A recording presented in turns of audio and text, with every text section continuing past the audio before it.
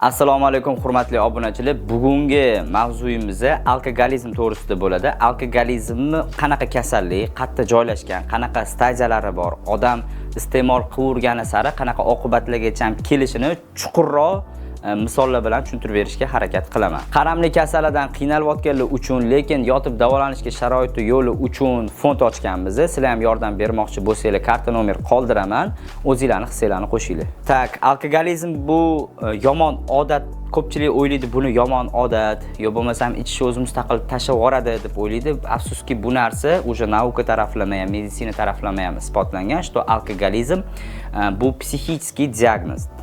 То есть o'sha qaramli degan kasallik mavjud. Bu miyada joylashgan psixologikdan keyin fiziologik muammo, то есть o'sha kasallik deb tan olingan. Bunga обязательно lechение kerak bo'ladi.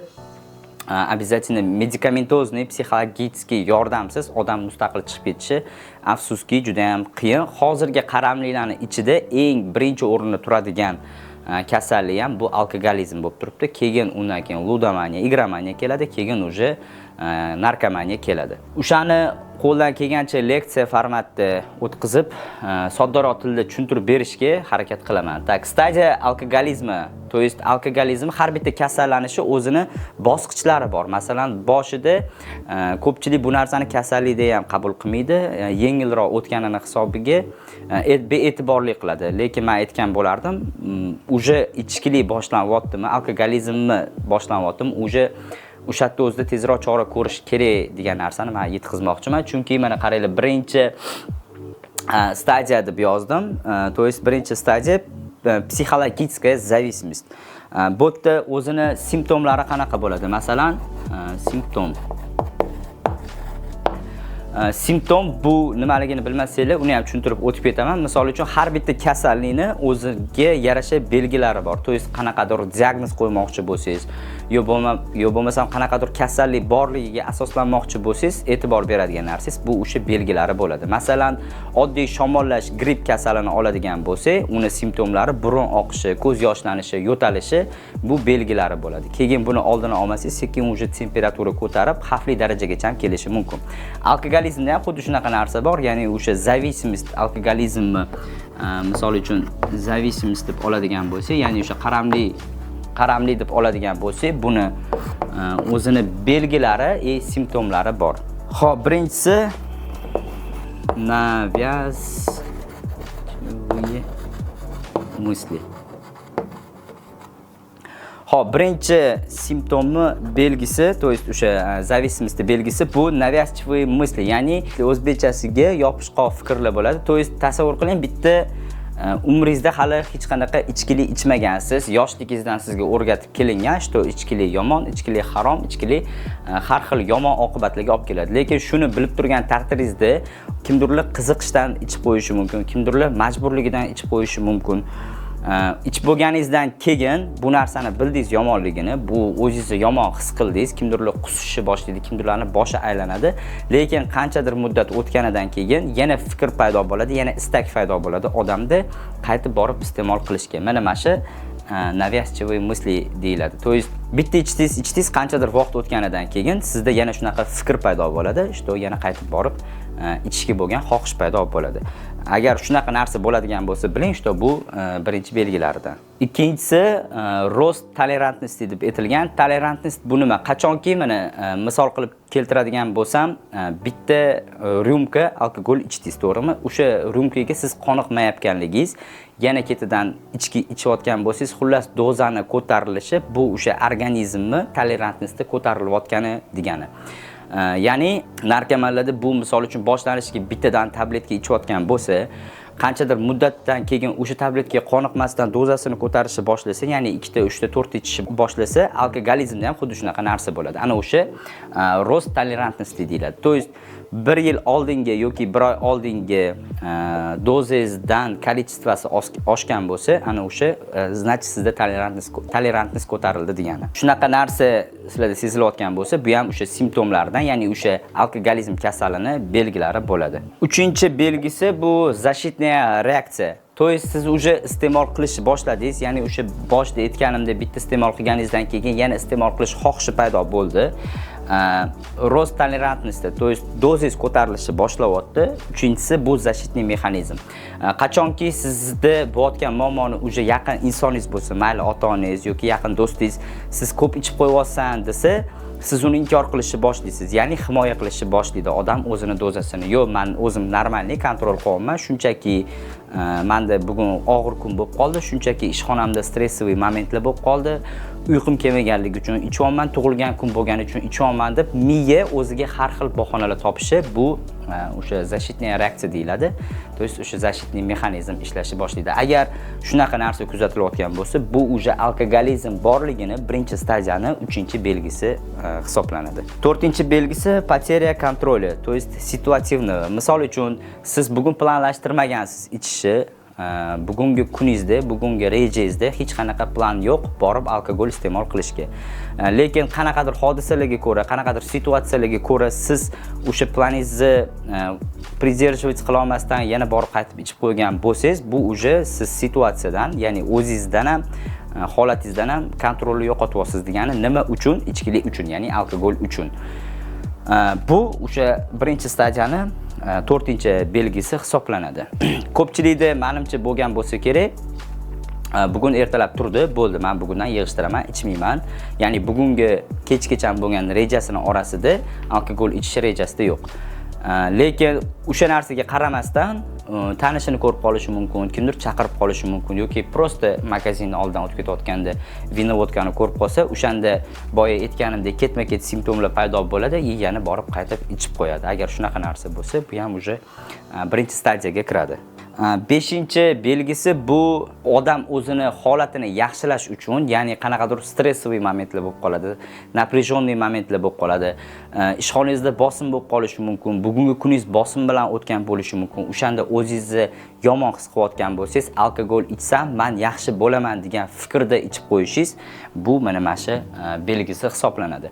Chunki hayotda har doim har xil qiyinchiliklar bo'ladi. Kimdirlar stress, напряженияni suhbat bilan yoki yaqin insoni bilan borib kofe ichib, choy ichib, shunaqa qilib o'zini prarabotka qiladigan bo'lsa, именно alkogolik insonlar, ya'ni mana shu qaramlik kasalligiga chalingan insonlar miyasi sekin-sekin odatlanishni boshlaydi. Ya'ni menda qanaqadir hayotimda qiyin vaziyat bo'lib qoldi, bilmayman, ishxonasida muammo chiqib qolgan bo'lishi mumkin, ko'chada muammo chiqib qolgan bo'lishi mumkin, qarzini ko'p o'ylab qo'yayotgan bo'lishi mumkin odam. O'shani unutish uchun ichaman yoki напряженияni yechish uchun ichaman degan fikr va shu harakatni o'zi ham mana shu alkogolizmni, to есть mana shu зависимость kasali borligini belgisi. E'tibor beradigan bo'lsanglar, ko'pchilikda balkim o'xshash holatlar bo'lgan bo'lishi mumkin. Shunaqa holatlar bo'lsa, kommentariyaga yozib qoldirib ketinglar, обязательно.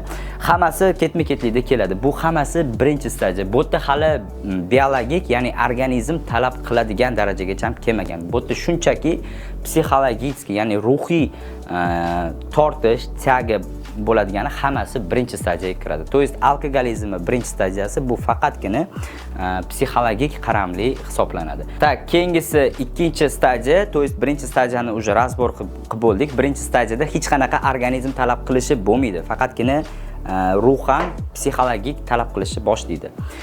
Agar odam o'sha stadiyani o'zida to'xtatmagan bo'lsa, ichishi, bu sekin уже ikkinchi stadiyaga o'tishni boshlaydi. Ikkinchi stadiya bu уже fizическая зависимость deb aytiladi. To есть jismoniy qaramlik. Birinchi belgisi bu abstinentный sindrom. Abstinentный sindrom ko'pchilik biladi. Agar narkomanlarni misol qilib keltiradigan bo'lsak, ularda lomka holati, xumor holati, badanlar qaltirashi, suveli orishi, bu hammasi abstinentный sindrom deb aytiladi. Alkogoliklarda ham xuddi shunaqa narsalar bor. O'sha badani ko'rgansida ichib olgan odam to'xtatganidan keyin o'zini yo'qotib qo'yadi, ya'ni yurganida tanasidan kontrol butkul yo'qoladi. Ana o'sha narsa abstinentный sindrom deyiladi. Buni yana ham soddoroq tilda tushuntiradigan bo'lsam, qachonki organizm o'sha iste'mol qilinayotgan moddasiz oddiy real hayotda yashab keta olmasligi. Mana shu hammasi abstinentniy sindromga kiradi. Abstinentniy sindrom agar ichib turib qanchadir mana ko'p alkogoliklarni ko'pi biladi, zapoyga kirib ketdim, ulanib ketdi, och qoringa ichib qo'ydim. Qanchadir muddat davom etgandan keyin, to'xtatgandan keyin o'sha abstinentniy sindromning o'zi bu jarayon qanchadir cho'zilishi mumkin.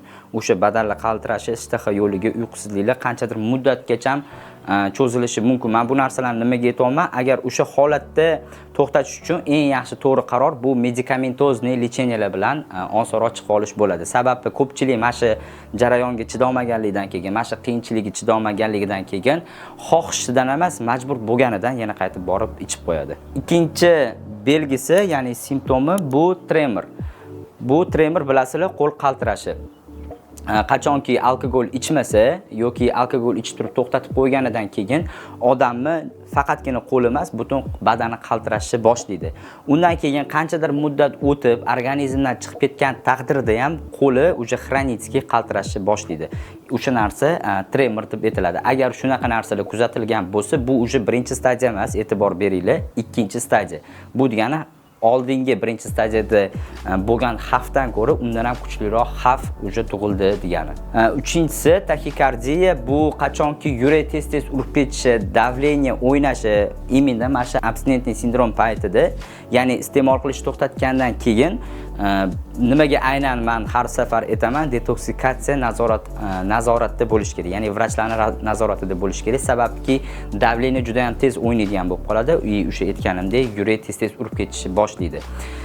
O'shani hisobiga uy sharoitida ozgincha xavfliroq bo'ladi bu narsa. Sababi o'tda shunaqa holatga tushib qolganida odam qiynalganidan, sabrsizlikdan yoki irodasi sustlik qilib yana qaytib ichib qo'yish holatlari bor. Shuning uchun bu stroga vrachlarning nazoratida bo'lgani yaxshiroq. 4-chi belgisi, ya'ni zavismist stadiyasining simptomlarini 4-chi belgisi bu potливость. Bu degani odam o'zidan o'zi terlab ketishi. Terlab ketishi bu ko'proq holatlarda yurakda muammo kelib chiqqanligini hisobiga bo'ladi. Sababi o'sha ich urganini hisobiga, yuragi katta nagruzka tushganini hisobiga ichkilikni to'xtatganidan keyin odamda hamma butun badanida ter chiqib ketishi boshlaydi. Bu ayniqsa alkogolik, ya'ni o'sha alkogol iste'mol qiluvchi odamlarda tuzalayotgan jarayonda juda ham ko'p kuzatiladi. Qaramlik kasalligidan tuzalishga o'zida kuchli xohish bor. Samostoятельный lecheniya qilmoqchi bo'lganlar, lekin yechimini bilmayotganlar uchun uy sharoitida kurs lecheniya ochganmiz. Kurs lecheniya to'g'risida ma'lumot olmoqchi bo'lsanglar, Telegramga o'tib yozsanglar bo'ladi yoki meni o'zimga bog'lansanglar, to'liqroq ma'lumot berib boraman. Agar bilinglar, to'xtatganinglardan keyin sizlarda ham mana shunaqa terlar chiqib ketishi boshlasa yoki sababsiz terlab ketaversanglar, bu ham o'sha ikkinchi stadiyaga kiradigan belgilardan bittasi bo'ladi.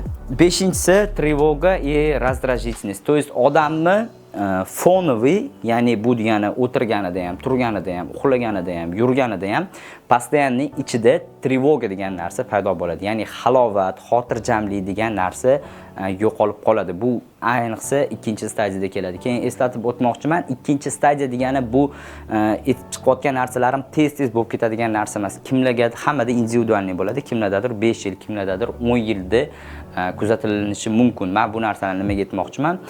5 yil umringizni sarflab bu narsagacha ham kelarkanman deb kutib o'tirmanglar. Chunki boshida o'sha simptomlarni bilib olsanglarmi, sirazi meni maslahatim mutaxassislarga aloqaga chiqqaninglar yaxshi. Sababi qaramlik kasalini mustaqil yengib chiqib ketish ancha qiyinroq bo'ladi. O'sha 5-inchisi trevoga va stress. Stressni bilasizlar, bitta narsani doimiy o'ylayversangiz, shuni o'zi juda ham katta stress. Stress bo'lganidan keyin bu через psixosomatika, ya'ni emotsionalniy foningizda stress bilan ishlamaganingizdan keyin bu уже biologik qismingizga o'tishi boshlaydi.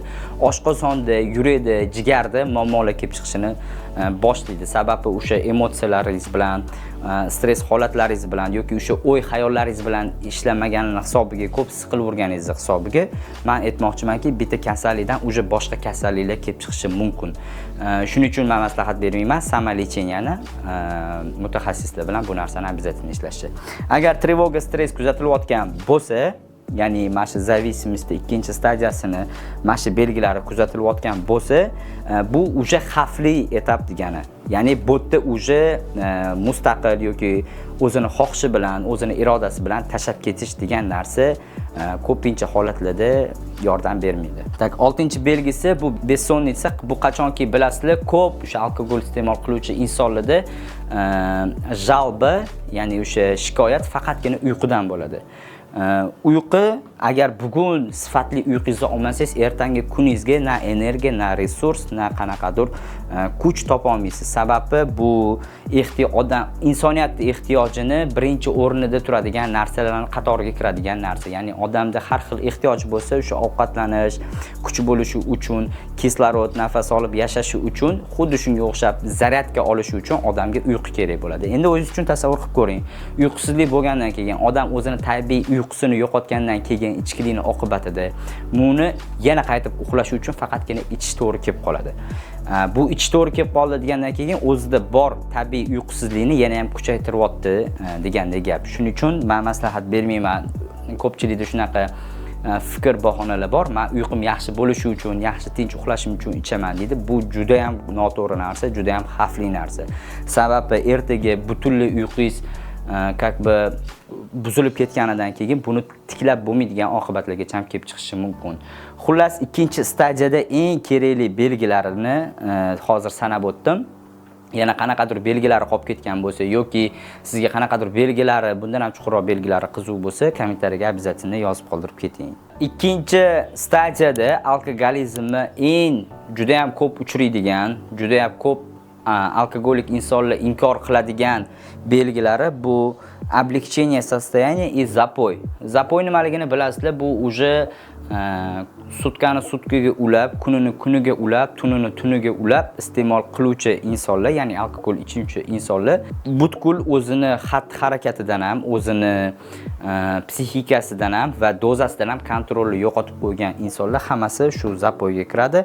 Облегчение состояния ko'pchiligi nimaga ichasansa, shunchaki xursandchilik qilish uchun yoki holatimni o'zgartirish uchun. Ya'ni bu siqilib o'tiribdi, buni kayfiyati yo'q yoki bunda qanaqadir stressli, напряжение holat bo'lsa, o'sha holatini yaxshilash uchun ichadiganlar ham hammasi shu stadiyaga kiradi. Buni ham обязательно bilib qo'yinglar. Agar kimgadir o'xshash holat bo'lsa, uni ham обязательно yozib ketinglar. Chunki hozirgi kunda ko'pchilikning miyasidagi illyuziya, ko'pchilikning tan olmaydigan fikrlari bu narsaga e'tibor bermaydigan narsasi hammasi zapoy bilan o'sha zapoy bilan o'zimni holatimni o'zgartirish uchungina ichaman degan gap. Bu уже 100% есть diagnoz degani, ya'ni 100% qaramli kasali bor degani. Alkogolizmni eng og'ir 3-stadiyasi bu уже degradatsiya. Degradatsiya nimaligini kimdir bilishi mumkin, kimdir bilmasligi mumkin. Degradatsiya bu degani odam уже miyada mexanizmda shunaqa zapusk ishga tushadiki, qachonki odam o'zini o'zi yakson qilishni boshlaydi. Ya'ni bu qanchadir muddatda shoshmasdan, sekin astalik bilan o'zini o'zi yakson qilishni boshlaydi. Ya'ni o'ziga подсознательный ongsiz ravishda o'ziga o'zi zarar keltirishni boshlaydi. Eng og'ir, eng opasniy, eng achinarli, juda ham ko'p o'limga olib kelayotgan stadiya ham mana shu 3-stadiya bo'ladi. Bu degradatsiya.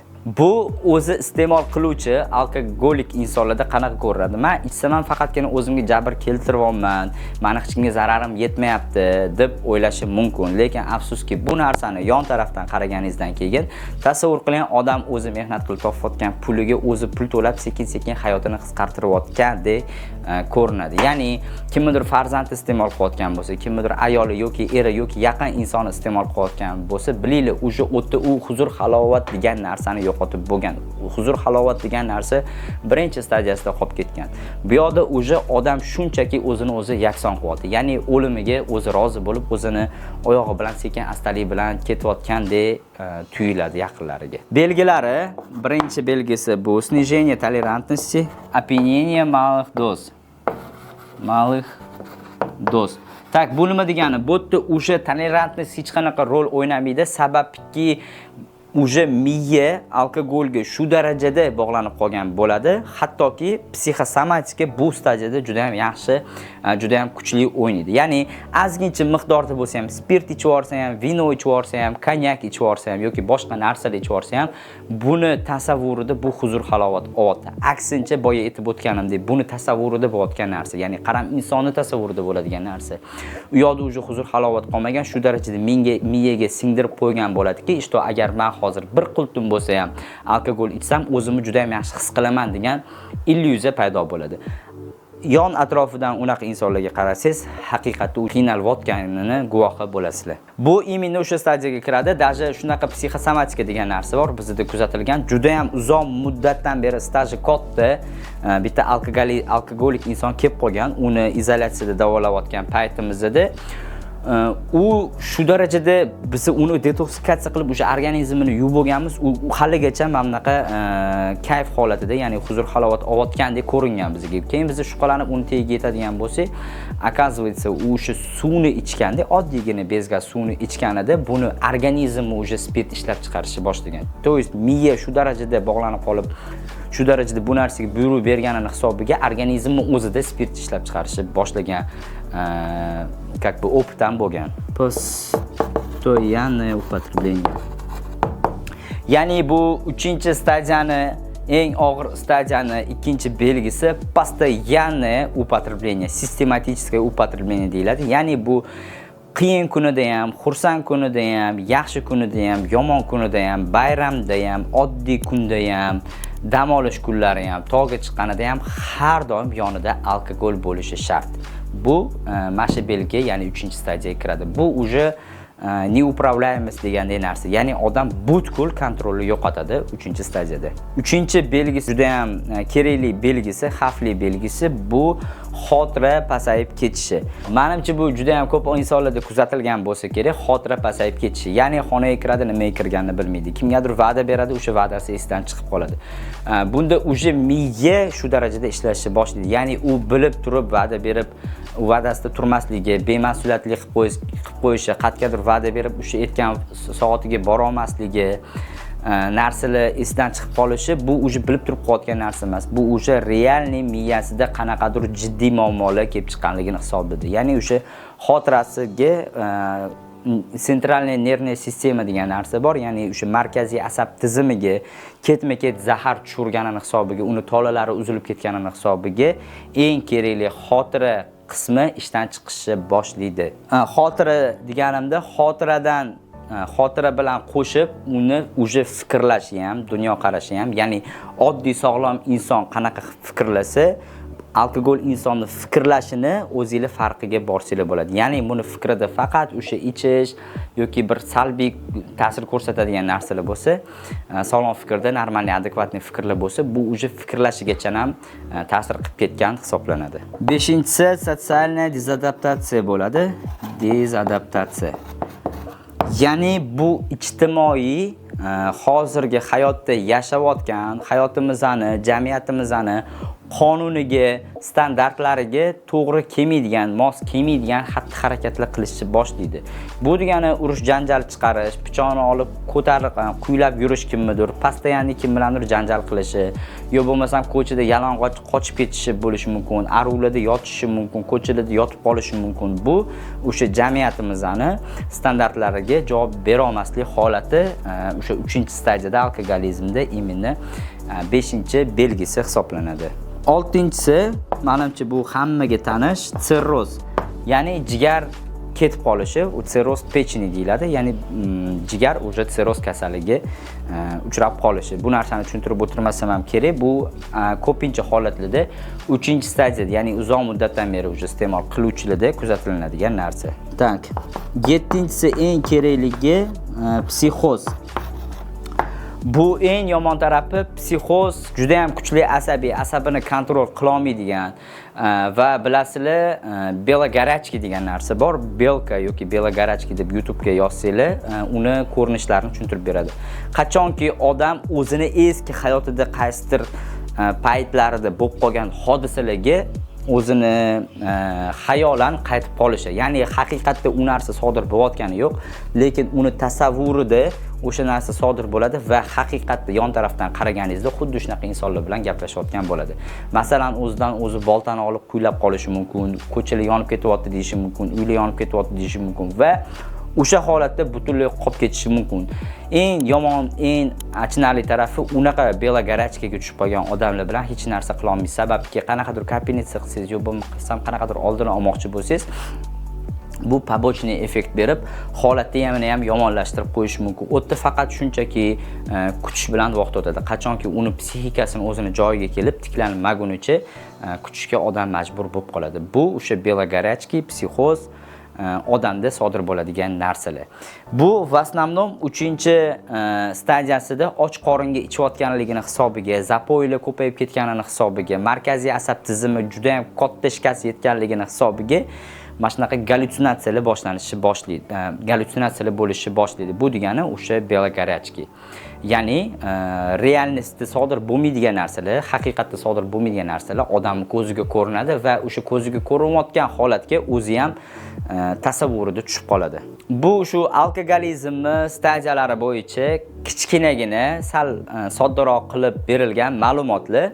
Tak, afsuski bu juda ham tez muddatda va sezilarli darajada bo'lmaydi. Ko'pchilik bu narsani sezmay qoladi, sababki bu odamning ichki dunyosida, uni psixikasida sodir bo'layotgan narsalar bo'lganligini hisobiga va u bilan yashaydigan yaqinlari, ota-onasi, farzandi yo bo'lmasam yaqin insonlari har kuni buni o'zgarishini ko'rganini hisobiga sezilmaydigan darajada shunaqa rivojlanib, o'sib ketib qolishi mumkin. Shuning uchun men sizlarga maslahat bergan bo'lardim, e'tiborni ko'proq xulq-atvoriga, uni fikrlashiga, psixikasida, ruhiyatida, odobida nimalar sodir bo'layotganini boshqacha ko'z bilan qarasanglar, ya'ni men aytmoqchimanki, nimadir o'zgarish sezib olsam, bu uje iste'mol qilib, buni uje psixikasida ham, ruhiyatida ham, hayotida ham juda ham katta o'zgarishlar paydo bo'lib, salbiy oqibatlarga olib kelishi mumkinligi to'g'risida fikr yuritganinglar yaxshi bo'ladi. Yaqiningiz yoki farzandingiz narkotik iste'mol qilayotganidan shubha gumonda bo'lsangiz, eng aniq, tez va ishonchli ekspress test bor. Pastda nomer qoldiraman, telefon qilsanglar sizlarga to'liqroq ma'lumot berishadi. Yana alkogolizm bo'yicha qanaqadir savolinglar bo'lsa, bemalol yozib qoldirib ketsanglar bo'ladi. Qo'ldan kelgancha harakat qilaman har bittasiga o'qib chiqib javob bergani. Alkogol bu oxirgi 3 ta manzili baribir har safar aytaman, nogironlik aravasi bo'lishi mumkin, sababki juda ham katta miqdorda tanaga, organizmga, psixikaga bunaqa zahar kirib urganidan keyin odamning psixikasi ham bu narsaga bardosh bera olmaydi, oxir oqibat invalid bo'lib qolishi mumkin. Yo bo'lmasam o'sha opiniya holatida, ya'ni huzur, halovat, kayf holatida deymizmi, shunaqa holatda kimgadir jabr yetkazib qo'yib qamalib ketishi mumkin. Bu 2-manzil bo'lishi mumkin. 3-manzil bu har doimgidek o'lim bilan tugashi ham mumkin.